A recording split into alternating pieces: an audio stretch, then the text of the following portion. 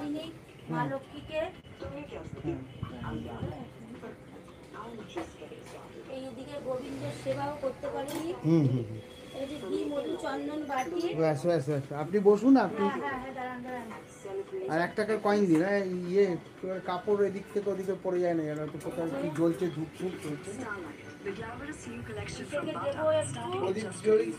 সব জ্বালিয়ে দিয়েছি। এই যে কোন দিকে দেবো? ওইদিকে ওইদিকে ঠাকুরের দিকে মা লক্ষ্মীর দিকে। হ্যাঁ, মা লক্ষ্মীর দিকে। আমি মা লক্ষ্মীকে ওইটা কি বলুন তো, কি বলে, মহালক্ষ্মী বলে না যেটা 4 হাতে, ওইটা বুঝেছেন? তো তারপরে কি বলুন, আমি এটা, আপনি এটা প্রতিষ্ঠা করে দেবেন। 2 বছর হয়েছে পুজো করছি, কিন্তু 2 বছর পুজো করছেন তো? হ্যাঁ।